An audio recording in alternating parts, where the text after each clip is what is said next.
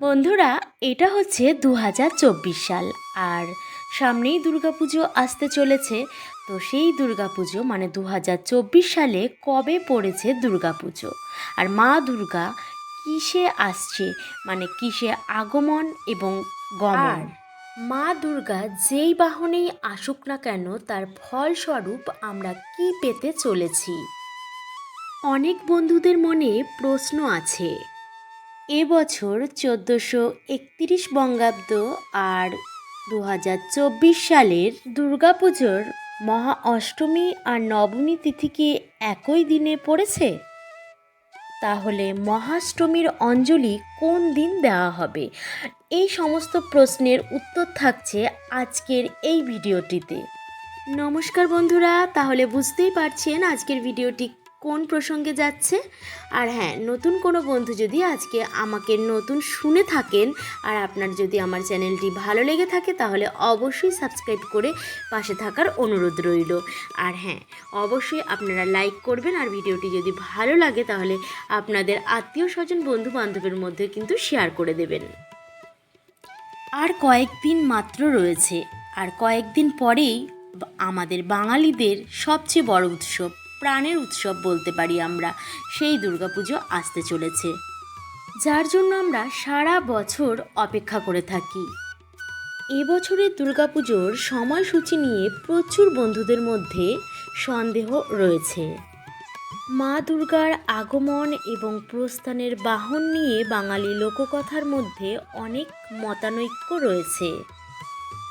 এই বিষয়ে চিন্তিত থাকেন ভক্তেরা, কারণ মা দুর্গার আগমন এবং গমনের ওপর নির্ভর করে আমাদের সারা বছর কেমন কাটবে সেটা। আশঙ্কার ব্যাপারটি হলো বন্ধুরা, প্রত্যেক বছর মা দুর্গার আগমন এবং গমনের বাহন বদলে বদলে যায়। কারণ হিন্দু শাস্ত্র অনুযায়ী সপ্তমী যদি রবি ও সোমবার হয় তাহলে মায়ের বাহন হবে গজ বা হাতি, আর সপ্তমী যদি শনি কিংবা মঙ্গলবার হয় তাহলে মায়ের বাহন হবে ঘোটক বা ঘোড়া, আর সপ্তমী যদি বৃহস্পতি ও শুক্রবার হয় তাহলে দেবীর বাহন হবে দোলা বা পালকি, আর সপ্তমী যদি বুধবার হয় তাহলে দেবীর বাহন হবে নৌকা। এটা ছিল আগমনের কথা।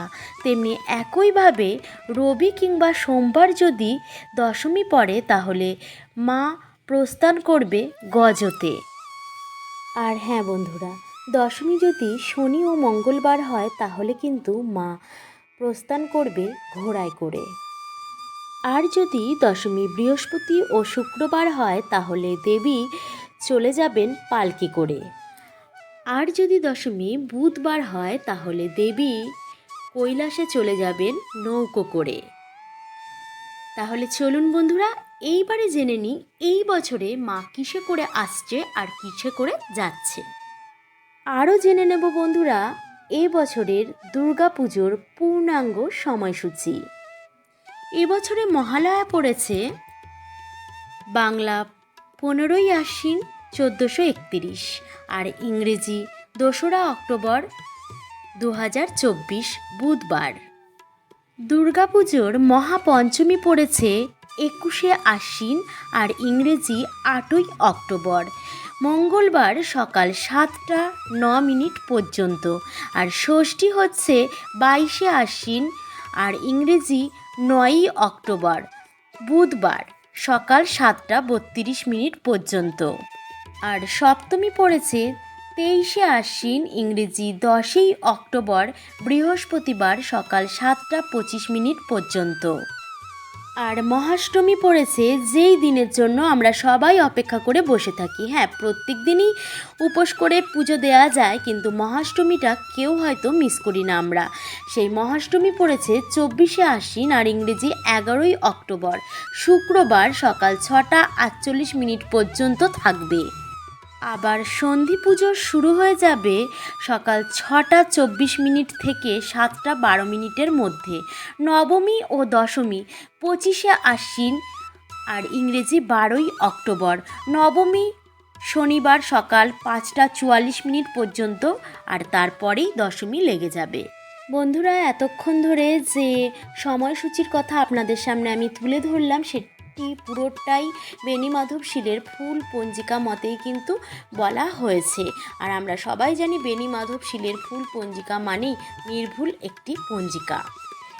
এবার প্রশ্ন হচ্ছে, মহাষ্টমীর অঞ্জলি বন্ধুরা আপনারা কখন দেবেন? মহাষ্টমী পড়েছে শুক্রবার দিন, আর শুক্রবার দিন সকাল 6:48 পর্যন্ত মহাষ্টমী থাকবে বন্ধুরা। তার মধ্যেই আপনাদেরকে অঞ্জলিটা দিয়ে নিতে হবে।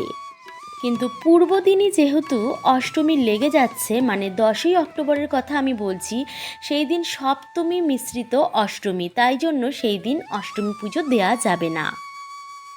মানে আমি বলতে চাইছি অঞ্জলি দেয়া যাবে না, তাই অঞ্জলি দিতে হবে সেই শুক্রবার দিন। শুক্রবার দিনের অঞ্জলিটি মানে অষ্টমী পড়েছে নবমী মিশ্রিত, আর তার মধ্যে অঞ্জলি দেওয়া বেশি ভালো বলেই মনে করা হয়েছে।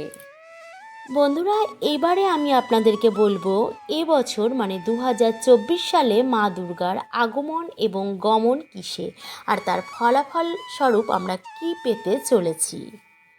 যেহেতু 10ই অক্টোবর বৃহস্পতিবার পড়েছে, আর বৃহস্পতিবার মানেই দেবী আসবেন পালকিতে, তেমনি এই বছর 12ই অক্টোবর শনিবার পড়েছে মহাদশমী। তাই জন্য পুত্র কন্যা সবাইকে নিয়ে দেবী কৈলাসে গমন করবেন ঘোড়া বা ঘোটকের মধ্যে দিয়ে। শাস্ত্র মতে মা দুর্গা যদি পালকিতে করে আসে তাহলে দোলায়াং মকরাং ভবে, অর্থাৎ মহামারী, যুদ্ধ, খরা ও অতিমৃত্যু।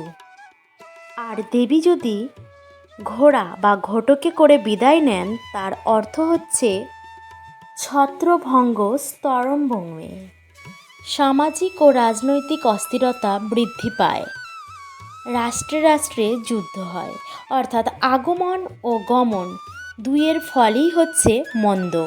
শাস্ত্রমতে দেবী যদি গজ অর্থাৎ হাতিতে যদি আগমন হতো তাহলে সমস্ত দিক থেকে সুখ সমৃদ্ধিতে ভরে উঠত। দেবীর আসা যাওয়া যদি নৌকোতে হয় তাহলে ধরিত্রী সবুজে ভরে ওঠে। তবে হ্যাঁ বন্ধুরা, মা দুর্গা যেই বাহনে করে আসুক আর যাক না কেন, মা দুর্গা মর্তধামে আসা মানেই আনন্দ নিয়ে আসে। এই পুজো উপলক্ষে কিন্তু পৃথিবীর যেখানেই বাঙালিরা থাকুক না কেন সবাই কিন্তু একজোট হয়ে ওঠে।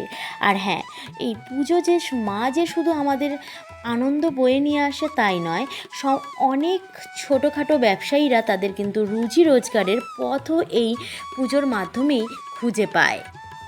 তাই বন্ধুরা, এ কথাটা আমরা বলতেই পারি, মা শুধুমাত্র আমাদেরকে আনন্দ নিয়ে আসে সেটাই নয়, তার সাথে সাথে কিন্তু অর্থনৈতিক দিক থেকেও অনেককে সঞ্চয়ের রাস্তাও খুঁজে দেন। এমন বহু মানুষ আছে এই কয়েকটা দিনে যেই অর্থ উপার্জন করে সেটি তার সারা বছরের অর্থ উপার্জনের 30% হয়ে ওঠে। মা সর্বদা তার সন্তানদের কিন্তু দুহাত ভরে উজাড় করেই দেয়। তাই বন্ধুরা, একটা কথা বলতে পারি, মা দুর্গা যেই বাহনে আসুক না কেন চিন্তিত হবেন না, মা কিন্তু সবার জন্য ভালো পথটাই খুঁজে রেখে দেন। তো চলুন বন্ধুরা, আজকের ভিডিওটা কেমন লাগলো অবশ্যই কিন্তু কমেন্ট করে জানাবেন। আর আজকের মতো এই পর্যন্তই, দেখা হচ্ছে অন্য একটা ভিডিওর সাথে। ততক্ষণ আপনারা সবাই ভালো থাকবেন, সুস্থ থাকবেন। নমস্কার।